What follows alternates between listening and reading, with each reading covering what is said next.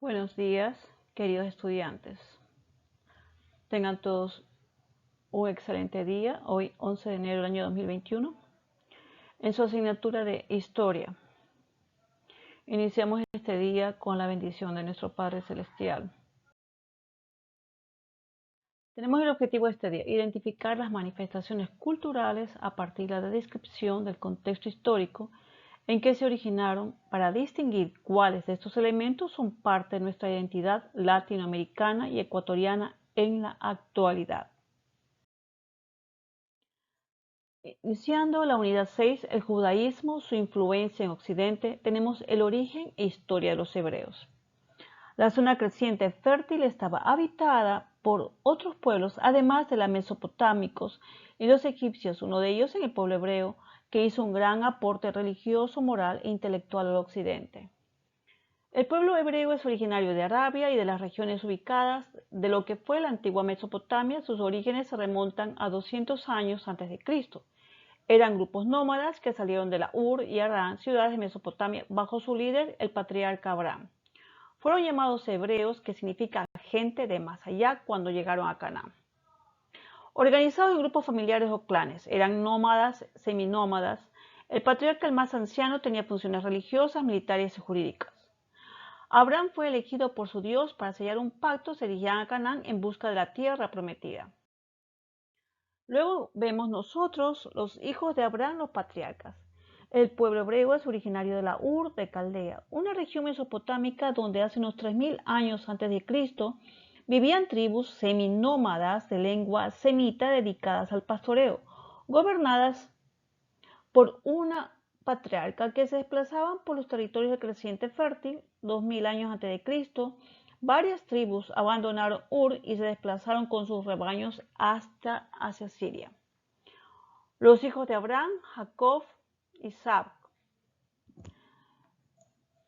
y José son los patriarcas. Entre los datos personales vemos que Abraham significa padre de una multitud de creyentes. Jacob significa persona que hace trampa. Isaac significa Dios sonríe.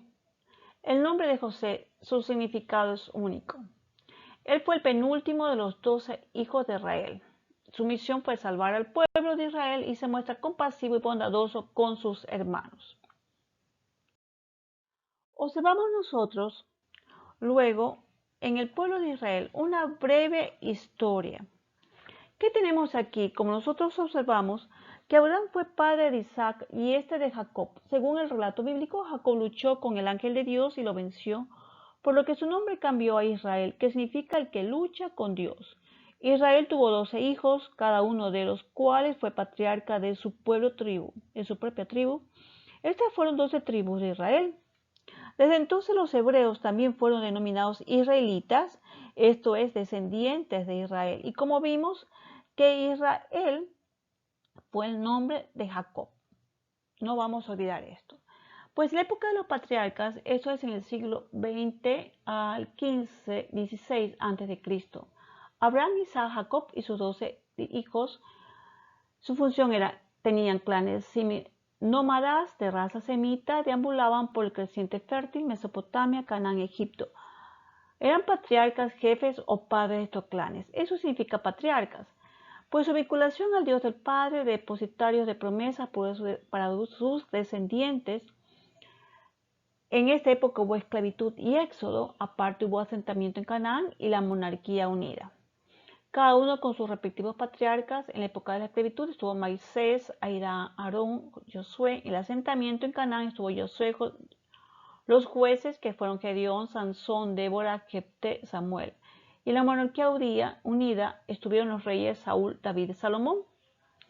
Dentro de las 12 tribus de Israel vemos aquí los que fueron exaltados de Dios. La tribu sacerdotal fue Leví y Judá. Y José tuvo las tribus de Efraín, Manases y sus hijos. En la diapositiva 6, nosotros observamos Egipto, Moisés y el Éxodo. Esto significa que en el siglo XIV a.C., una hambruna azotó Canaán, de ahí que algunas tribus descendientes de Abraham emigraron a Egipto, donde fueron recibidos. Con el paso de los siglos, los israelitas fueron sometidos a duros trabajos para el faraón. Hacia el siglo XIII, una rebelión guiada por Moisés de la tribu de Leví logró que el pueblo hebreo saliera de Egipto y anduviera por el desierto de Sinaí durante 40 años, episodio conocido como Éxodo, antes de regresar a Canaán, la tierra prometida. Fue en esta época que Moisés recibió los 10 mandamientos y se configuró el monoteísmo. Pues nosotros observamos en nuestro cuadro sinóptico que los israelitas en Egipto en situación de esclavitud estuvieron con Moisés, los cuales formaron parte del éxodo. Esto fue la salida de Egipto hacia Canaán, la tierra prometida. Fue una marcha por el desierto, como conocemos, de 40 años. Hubo la alianza de Sinaí, la llegada a Canaán con Josué. En el siguiente cuadro sinóptico vemos cuáles fueron las causas del éxodo. Básicamente tenemos un resumen donde vemos que Moisés es enviado para liberarlos de la esclavitud, conducirlos a Canaán, en tanto que los israelitas residen en Egipto, se multiplican y gozan de la prosperidad, son desposeídos de sus bienes, sometidos a esclavitud, acuden a Dios en demandas de auxilio, añoran la tierra dada por Dios, Abraham y a su descendencia, es fiel a su promesa y actúa a favor de su pueblo. Entonces, observamos luego que tenemos la época de los grandes reyes de Israel. Aquí tenemos a los reyes Saúl, David y Salomón. Pues Saúl era de la tribu de Benjamín, era un hombre con gran valor y gran estatura. En el principio de su mandato fue un rey muy firme, derrotando a los amonitas, moabitas y filisteos. Saúl fue proclamado comandante supremo del ejército. Esto demuestra el gran problema de los habitantes de Israel. Pero durante la batalla de Michatz desobedeció la palabra de Dios y no mató a todos los amalecistas. Entonces Dios mandó a Samuel a ir a buscar otro rey. En estas condiciones llegamos hasta el rey David. Poco a poco Saúl iba perdiendo poder. David, según la leyenda, derrotó a Goliat, el mejor guerrero filisteo. Era muy corpulento y lo mató con una onza y una piedra. En la batalla con los filisteos en Gilboa, el rey Saúl y su hijo Jonatán murieron. Hebrón fue coronado rey de Judá. ¿Qué conocemos aparte de David? Que David durante su reinado formó un poderoso ejército que sometió a los filisteos y a otras naciones y logró extender la cultura hebrea desde el río Éufrates hasta el Mar Rojo. Después de esto, conocemos al rey Salomón. Salomón fue el segundo hijo de David con Batsabé. Fue elevado al trono antes de la muerte de su padre para destronar a su hermanastro Adonías. Posteriormente fue ejecutado. Aprovechó un largo tiempo de paz para fortalecer su territorio, por eso lo llaman el rey sabio. Él formó amistades con pueblos de los alrededores. Una hija del faraón se casó con él. ¿Qué destacamos con Samuel? A David le sucedió en el trono su hijo Salomón, recordando por su sabiduría y por haber embellecido la ciudad, desarrollando el comercio y construyó el primer templo de Jerusalén. El templo se edificó en el lugar donde estaba el arca de la alianza. El templo fue construido con grandes bloques de piedra y decorado con finas maderas y oro. Todo este crecimiento fue posible gracias a que Salomón estableció impuestos a las tribus.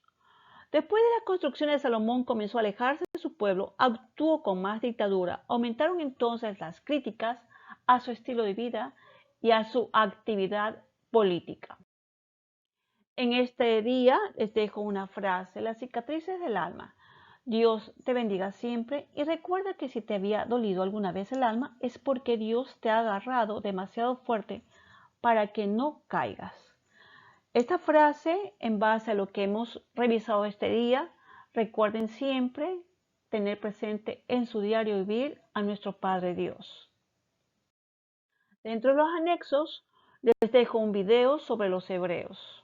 Recuerden que estamos en la sexta unidad, en el segundo parcial del segundo quimestre. Cumplan con sus actividades, deberes, estudien para sus lecciones. Tengan todos ustedes un bendecido día.